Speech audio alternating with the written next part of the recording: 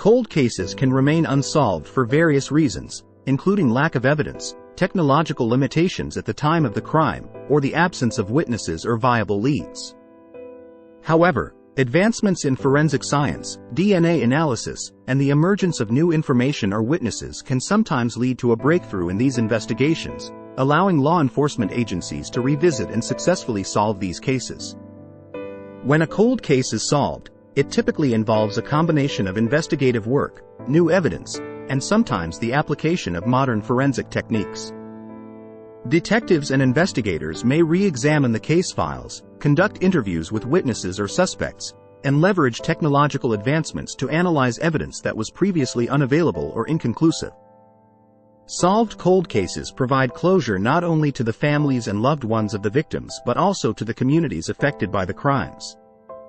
They demonstrate the dedication and perseverance of law enforcement agencies and the advancements made in investigative techniques and forensic science. Thank you for joining. Today, we'll take a look at the 5 oldest solved cold cases in the United States. 5. The case of Wendy Jo Hallison. Solved after 48 years, 10 months, and 27 days. Wendy Jo Hallison went to a local drugstore on a September 29, 1968 to purchase a hairdryer. After shopping, the 22-year-old art student was seen filling up her car at a gas station.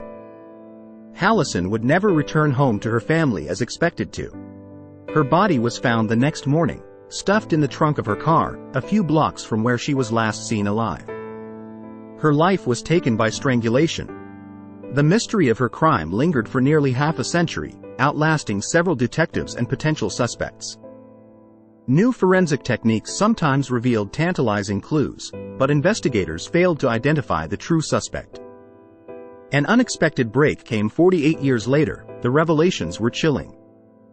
The man who strangled Hallison had already been convicted of taking the lives of 2 other women, and was suspected of taking more.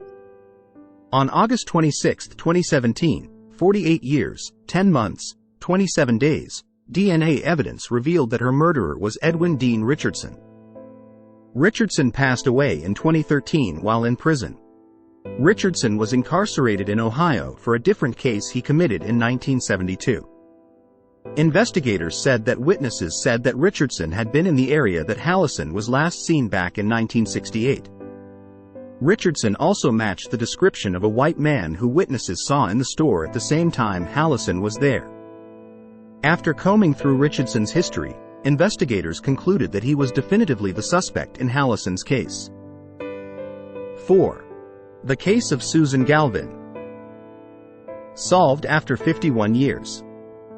Susan Galvin was discovered missing after failing to report to her overnight shift at the police station as a records clerk for the Seattle Police Department.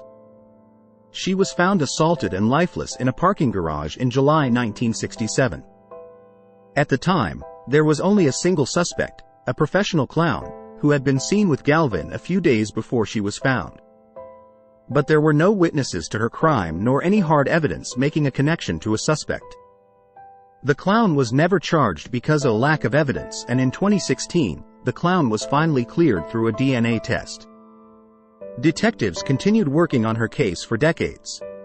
During summer 2019, investigators submitted the suspect's DNA they had collected decades ago to Parabon Nanolabs.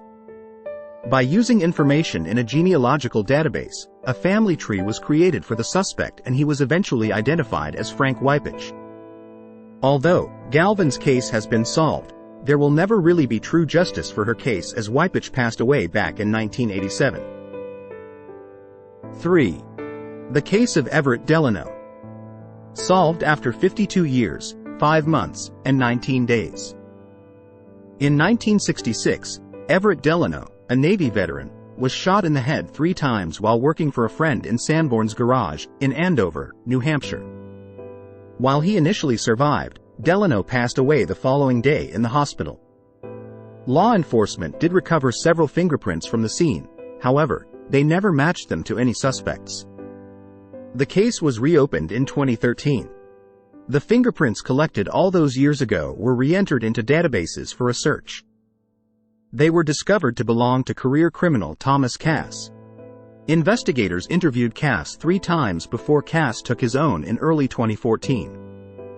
The woman who lived with Cass at the time of his death said that Cass told her, "You never talk about something that has no statute of limitations." Based on this confession, the fingerprints, and Cass's suicide, investigators deemed Cass the one who took Delano's life. The case was officially closed. 2. The case of Margaret Beck. Solved after 56 years, 8 months, and 5 days. On August 18, 1963, 16-year-old Margaret Peggy Beck was found deceased in her tent at a Girl Scouts camp at the Flying G Ranch Girl Scouts camp near Deckers, Colorado. Beck had been sexually assaulted and strangled. An aggressive investigation ensued, but it didn't lead anywhere and ultimately ran cold. The case was revisited several times throughout the years. Evidence collected in 1963 was used to create a DNA profile and was submitted to a national database in 2007. The case then went silent for another decade until, in 2020. That is when 56 years later, investigators in Colorado's Jefferson County Sheriff's Office were able to crack the cold case. Investigators built a DNA profile based on scrapings found under Beck's fingernails. The DNA profile was then submitted to a national database and compared to over 1 million DNA samples to pinpoint the suspect's possible relatives. In October 2019, the research led investigators to their suspect, James Raymond Taylor. Investigators have not been able to locate Taylor. His family cooperated with investigators, but said the last they knew, Taylor had been living in Las Vegas in 1976. It is unknown if he is currently alive, and if he is, what alias he has been using all these decades. 1. The case of Irene Garza. Solved after 57 years, 7 months, and 22 days. Irene Garza was a 25-year-old second-grade teacher in McAllen, Texas. She was last seen alive on April 16, 1960, and was reported missing the following morning after she failed to return home after going to confession at church. A large volunteer search was immediately launched. And Garza's body was found a few days later on April 21, dumped in a canal. An autopsy determined Garza had been sexually assaulted while in a coma and then had died from suffocation. Father John Bernard Fite was the priest who heard Garza's confession and was the only identified suspect in her death. Near Garza's body, investigators found items that belonged to the church, including a candelabra. One item, a metallic Kodak slide photo viewer, belonged to a Fite.